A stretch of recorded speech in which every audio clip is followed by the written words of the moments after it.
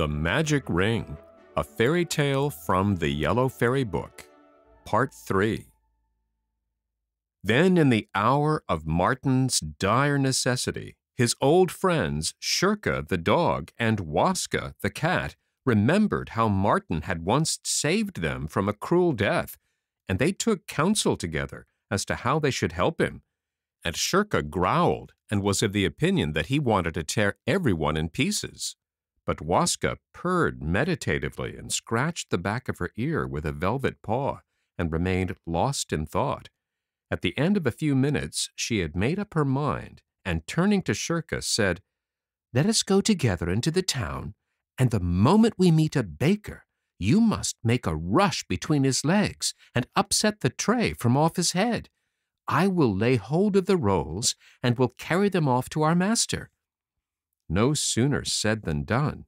Together, the two faithful creatures trotted off into the town, and very soon they met a baker bearing a tray on his head, and looking round on all sides while he cried, "Fresh rolls, sweet cake, fancy bread of every kind, come and buy, come and take, sure you'll find it to your mind." At that moment, Shirka made a rush between his legs. The baker tumbled, the tray was upset, the rolls fell to the ground, and while the man angrily pursued Shirka, Waska managed to drag the rolls out of sight behind a bush. And when a moment later Shirka joined her, they set off at full tilt to the stone tower where Martin was a prisoner, taking the rolls with them. Waska, being very agile, climbed up by the outside to the gated window and called in an anxious voice, "Are you alive, master?" "Scarcely alive, almost starved to death," answered Martin in a weak voice. "I little thought it would come to this, that I should die of hunger." "Never fear, dear master. Shirka and I will look after you," said Waska, and in another moment she had climbed down and brought him back a roll, and then another, and another, till she had brought him the whole tray-load, upon which she said, "Dear master, Shirka and I are going off to a distant kingdom at the utmost ends of the earth to fetch you back your magic ring. You must be careful that the rolls last till our return." And Waska took leave of her beloved master and set off with Shirka on their journey. On and on they traveled, looking always to the right and left for traces of the princess, following up every track, making inquiries of every cat and dog they met, listening to the talk of every wayfarer they passed. And at last they heard that the kingdom at the utmost ends of the earth, where the 12 youths had borne the princess, was not very far off. And at last one day they reached that distant kingdom, and going at once to the palace, they began to make friends with all the dogs and cats in the place, and to question them about the princess and the magic ring, but no one could tell them much about either. Now one day it chanced that Waska had gone down to the palace cellar to hunt for mice and rats, and seeing an especially fat, well-fed mouse, she pounced upon it, buried her claws in its soft fur, and was just going to gobble it up when she was stopped by the pleading tones of the little creature, saying, "If you will only spare my life, I may be of great service to you. I will do everything in my power for you, for I am the king of the mice, and if I perish, the whole race will die out." "So be it," said Waska. "I will spare your life, but in return you must do something for me. In this castle there lives a princess, the wicked wife of my dear master. She has stolen away his magic ring. You must get it away from her, at whatever cost. Do you hear? Till you have done this, I won't take my claws out of your fur." "Good," replied the mouse. "I will do what you ask." And so saying, he summoned all the mice in his kingdom together. A countless number of mice, small and big, brown and gray, assembled and formed a circle round their king, who was a prisoner under Waska's claws.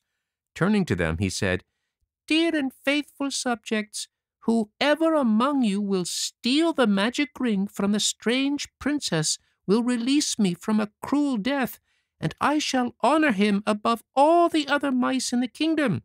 Instantly, a tiny mouse stepped forward and said, I often creep about the princess's bedroom at night, and I have noticed that she has a ring which she treasures as the apple of her eye.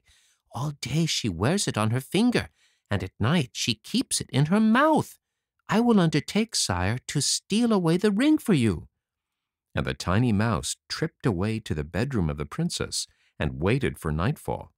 Then, when the princess had fallen asleep, it crept up onto her bed and gnawed a hole in the pillow, through which it dragged one by one little down feathers and threw them under the princess's nose.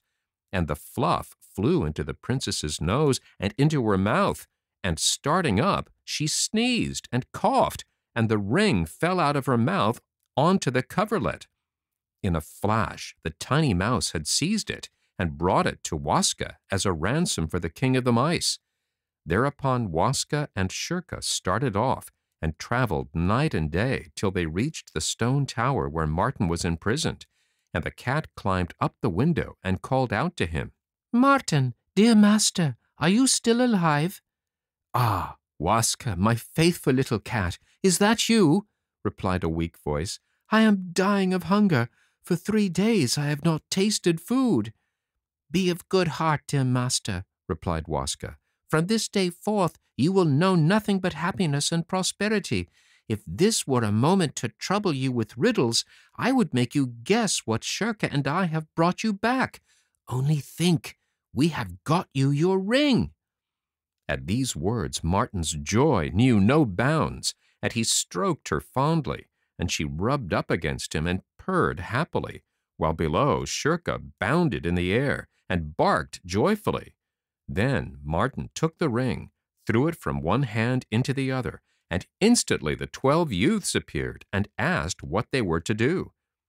Fetch me first something to eat and drink as quickly as possible, and after that bring musicians hither, and let us have music all day long.